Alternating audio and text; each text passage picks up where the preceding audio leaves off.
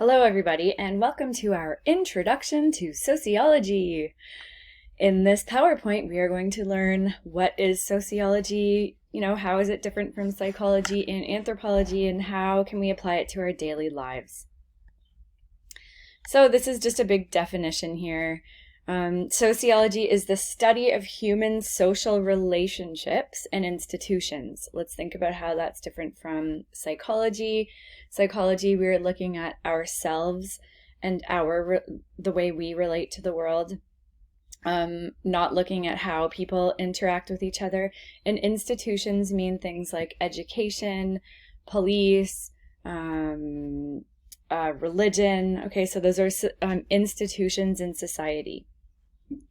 Sociology's subject matter is diverse, ranging from crime to religion, from the family to the state, from the divisions of race and social classes to the shared beliefs of a common culture, and from social stability to radical change in whole societies. It's a bit of a mouthful, but if you really look at that, what it's saying is it's a very wide-ranging social science.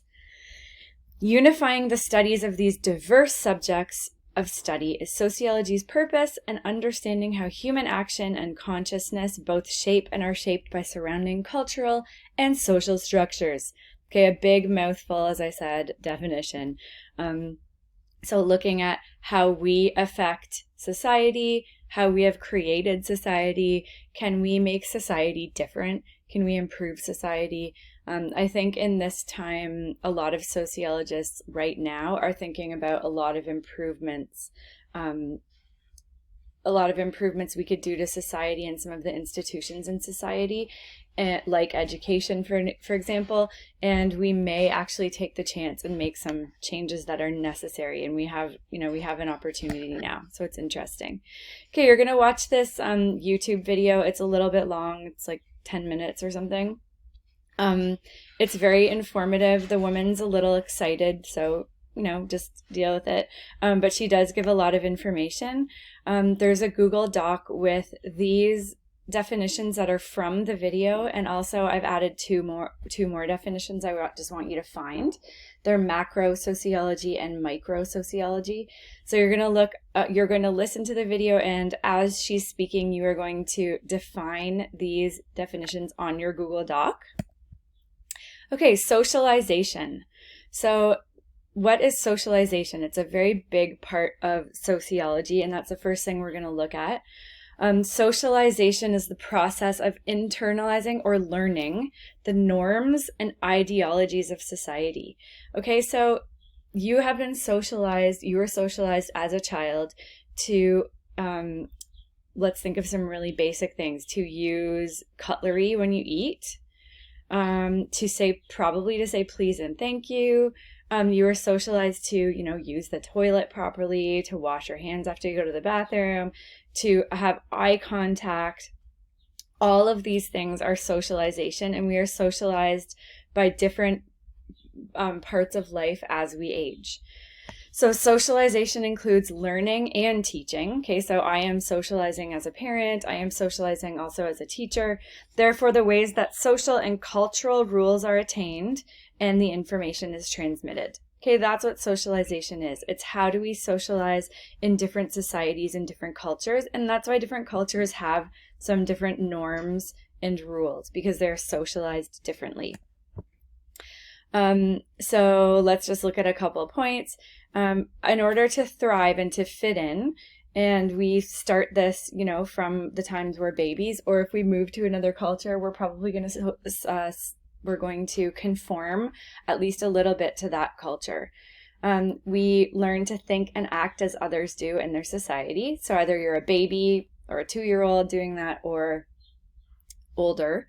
We learn what's acceptable and unacceptable to be a participating member of society. It begins at birth, which is socialization, right, and continues throughout life. We internalize values and norms to be a well-adjusted adult. Okay, so if you're socialized a little bit differently as a kid, you may, you'll turn out to be a different adult, and some people may notice that, and that would be from your socialization. We learn basic skills, socially accepted goals, rules, and behaviors. Okay, there are different types of socialization we're going to look at. So first, primary socialization.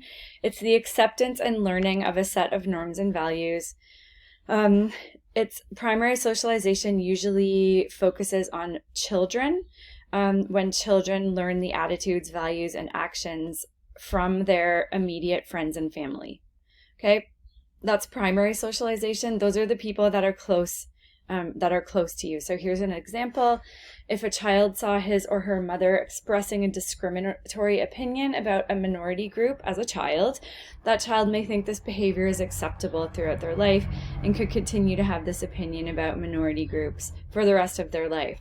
So it takes a lot to be unsocialized, and you really have to have an open mind. Secondary socialization is the next kind. We're looking at 4. This is the second one. Secondary socialization refers to the process of learning what is the appropriate behavior as a member of a smaller group within a larger society. Okay, so we're looking at something like schools, maybe church, friends. Secondary socialization is associated with teenagers and adults and involves smaller changes. So you are being socialized by your friends, you're being socialized by school. So this is when you're reaching outwards from your family. This is our third type of socialization, anticipatory socialization. This is when we start learning new norms and values in anticipation of a role we'll occupy in the future. Making necessary adjustments in advance makes the actual transition easier. Also, by adopting some of the norms and values of a future role, we can evaluate whether that role will be right for us when the time comes to assume it. For example, some couples live together before getting married to see whether they feel comfortable in that future role. You're testing the role. So this is before a lot of people actually, before they decide to have a child, and I don't know if they do this on purpose or not, they will get a dog to see what it's like to kind of parent a creature with your partner. And that would be considered anticipatory socialization. And our final one is resocialization. So old behaviors that were helpful in a previous role are removed because they're no longer of use. So for example, when somebody moves to a senior care center, goes to a boarding school, serves time in jail, none of those things sound fun, do they? In the new environment, old rules no longer apply. And you're trying to figure out how to be in this new role. Let's give an example. If you moved into an entirely new family tomorrow, right, you would have to re-socialize. So whatever worked in your family would not necessarily work in this new family. And you're going to watch a Mean Girls clip here and think about how the characters are getting socialized, how they're already socialized or socializing each other. It's a good clip. Please watch it, and we're done.